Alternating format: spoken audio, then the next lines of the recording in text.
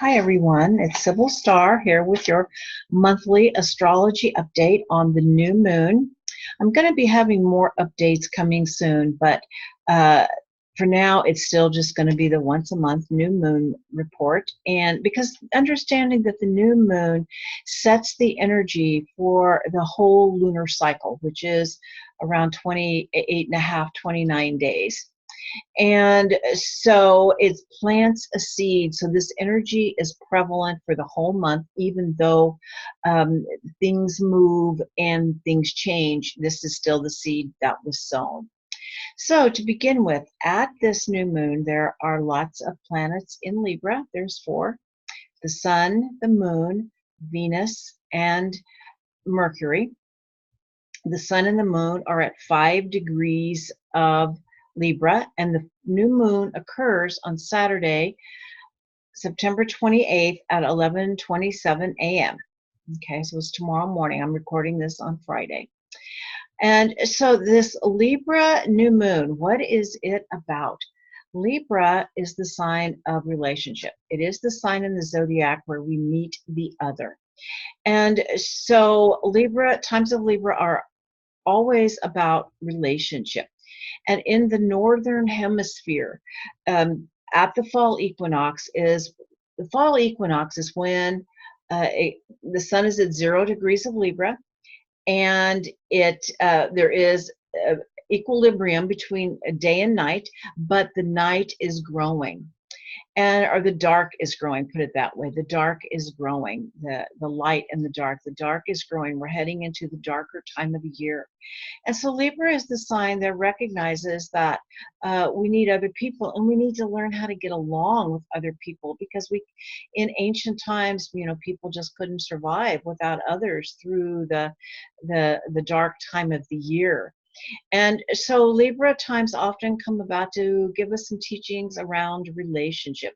And it's not just intimate partners, it's our friends. It's about how to cooperate and get along with others in whatever the setting is.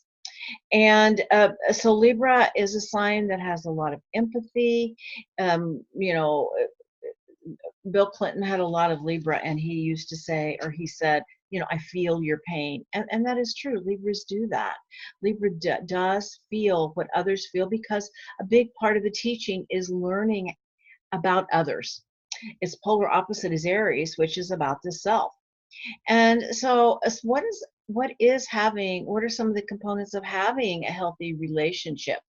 Well, of course, to look at that, one needs to look at what are some of the shadows around Libra. And Libra, being a sign that likes to please, it has a tendency to over compromise. So when Libra comes along, and also to remember, Libra is the sign of balance. Now, that doesn't mean that Libra is balanced. It means Libra is seeking balance. So it's looking at the places in your life, and especially in your relationships, that are out of balance. Where are you giving too much? Where are you taking too much? And Libra is known for over compromising. And so there is also a sign of codependence. That's one of the big shadows. Libra sometimes doesn't know who they are unless they have the eyes of another to see themselves through. And so it's really important to look at any patterns of codependency that one may have, where you've lost a part of yourself in another. Now, this Libra new moon is opposite Chiron in Aries. And Chiron is the wounded healer. So I feel like that is a big piece of it, is saying, because Aries is about the self. It's about autonomy.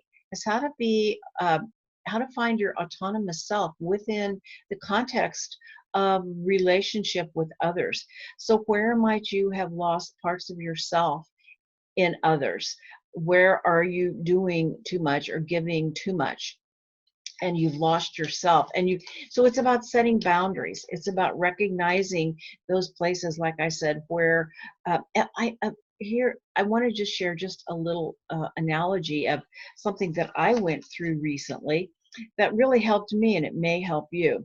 I certainly have a lot of codependent tendencies. And I have a friend who is ill, and as usual, I'm also a nurse, and I was, always feel the need to fix things, fix people, make everything better. And I just came to the awareness that, I couldn't. And what really worked for me was the phrase staying in my own lane. I started being aware that this was her process, not mine. When I was trying to fix her, I was making it my process. And how to honor and trust her in her process, and what was mine to do and what wasn't. And it was a really big teaching. And fortunately, she's an Aries, so she was a very good teacher. And she would tell me, Sybil, you're in my, stay in your own lane. This is my process. And it really helped me learn to trust her, and to trust that this was, or no, not to trust her, to trust myself, and in this being her process and not mine. And so that was a piece of codependency. As it came to my awareness, I was able to call it out when I saw it happening. And so it's really important to know what is your business and what isn't, and to trust other people in their process, that they have an inner wisdom, inner guidance that will show them what they need, not what you want them to have. And Uranus is also in an aspect called an inconjunct, which is, it's a challenging aspect to this new moon as well. And Uranus is about that piece of, whenever Uranus is involved, it asks us how much of our lives have we spent at the altar of the approval of others. And Libra is an energy that really does want approval from others. So it's really important to know these old patterns are trying to break. Uranus is the pattern breaker, and it helps us break it by bringing it into our conscious awareness. Another piece of this Libra new moon is the planet Venus, because Venus is the ruler of Libra, and she's in Libra. She's conjunct Mercury, and Mercury is the god of the mind. And when Venus and Mercury are together, it's often about communication, and it's about diplomatic communication. How do you say things in a way that people can hear? And it's also the sign of often writers. This might be a really fertile writing time for people, but this Mercury Venus conjunction is also in a square and a square is a challenge to the South Node, Saturn, Pluto conjunction in Capricorn that has been going on and will continue to go on for a while, which is kind of the zeitgeist of the moment. It's a really intense, powerful energy. It's a really driving energy. And the thing is, Saturn has just gone direct. And so things were when Saturn is retrograde, things kind of slow down. When Saturn goes direct, things start moving forward. And Saturn is the Lord of karma. Saturn is the rule of action and consequence. For every action, there is a consequence. And so some consequences are coming due, and on a personal and on a collective level.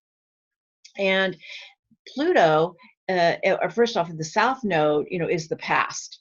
And Pluto is the god of the underworld, who brings what is our unconscious material to consciousness and brings to light what has been hidden. And the sign of Capricorn has a lot to do with the government, with politics, with banking, with financial institutions, all of those kinds of things. And of course, all of these things, are coming to the surface. And we've just started an inquiry, impeachment inquiry into the president. And there's a lot more to come on this, because this Saturn-Pluto conjunction is really going to be impacting him in January. But it's really the zeitgeist of the moment. Saturn is about maturity and accountability. It's the Lord of karma. And the karma isn't about punishment. It is about teaching us how to line up with our integrity. and with the truth and with character building and just simply about being mature, responsible people. And but Saturn can also trigger fear. And so when fear is triggered, there's a tendency for control and some authoritarian kinds of responses. So Saturn can be very challenging. And this Saturn-Pluto conjunction, we have seen it manifesting in our world. Everything is just really intense, and things are coming to light that have never seen the light of day before. And there is the tendency to people get afraid and try to control the situation. But anyway, in a square to this Venus Mercury, I feel like it's very much about truth telling. You know, Mercury and Pluto together is so much about truth telling. But it's about being honest. I'm going to say it's in a bigger way. It's about being honest with ourselves and being honest with others. And sometimes it's even harder to be honest with ourselves. It can take a lot of courage to really look at what is happening in our life and be really honest about how we feel about it.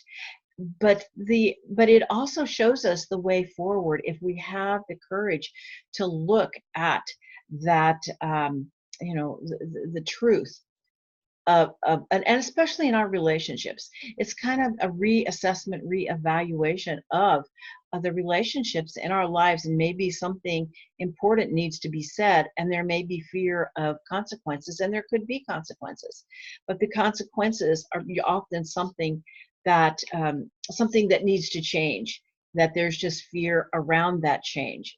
So, but it's really a time of deep self-honesty. Another piece that is happening is, of course, the climate change. Uranus in Taurus is so much about, the changing weather patterns and the consciousness of Mother Earth speaking. And she's in a very tight, like I said, aspect to the new moon. And another piece of Libra is about being centered. Piece about being balanced is about being centered. And Taurus, as Uranus is in Taurus, is so much about being grounded. So there is a piece about coming from, as we're dealing with these difficult issues, it is about finding your center, being grounded, being earthed, finding your place on the earth, being out on the earth, listening to Mother Earth. But that these are not easy times. But they are important times, and they are times of great change. And Mother Earth is talking to us. She is communicating with us. So finding a way to listen to her, to have that downtime, and probably to starting your day each day in a centered place, whether it's through contemplation, whether it is through prayer, whether it is through a walk, but recognizing the importance of approaching life from a centered position, from being centered within yourself, which will allow you to respond instead of react. And so then the last thing I want to talk about, which is very important, Libra is the sign of the Egyptian goddess Ma'at. And Ma'at was actually a concept who ultimately became a goddess. They say that when the sun, who is Ra, in Egyptian spirituality, first shown in creation, that Ma'at traveled in the light to earth. And Ma'at is that sense of right and wrong. It is the cosmic truth. It is cosmic order, and it is justice. And Ma'at's, I would say her foil in the world is chaos. And there has to be a balance between order and chaos. Ma'at is that order. And we are in a tremendous amount of chaos. And so it feels to me like so much of what is happening is about pulling us back into alignment, especially with this Saturn in Capricorn and Pluto in Capricorn piece. There's some hard teachings in here, but it is all about coming back into alignment with that personal truth, with one's personal authority, with one's integrity. And that integrity is lined up with Ma'at, which is the cosmic truth.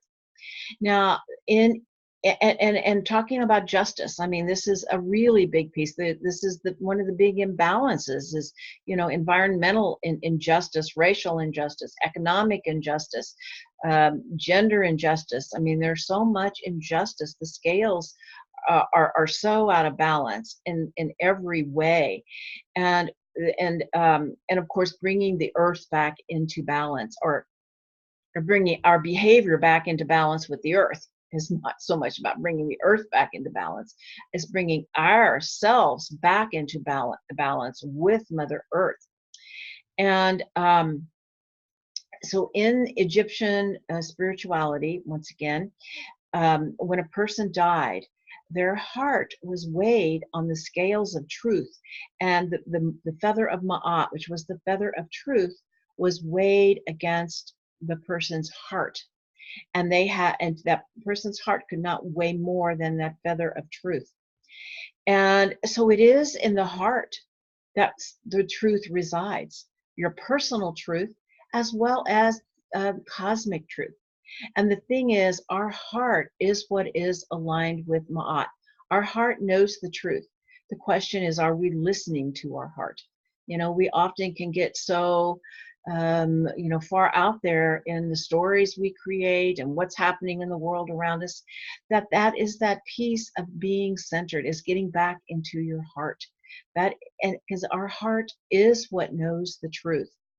And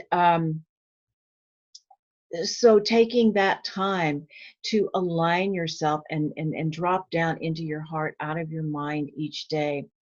And so that really is the question. I think this is the really bigger piece as we are all being pulled back into alignment.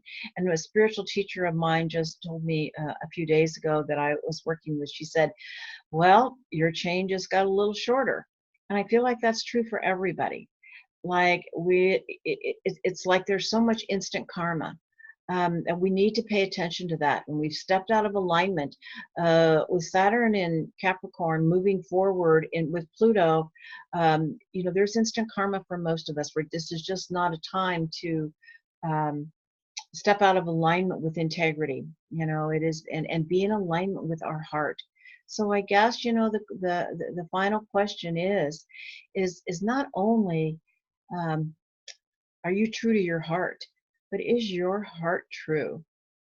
Is it true and lined up with the truth? All right. Well, that is the teaching for this month, and there's a lot more to come. But this is the new moon seed that has been planted. Wishing you all a great month.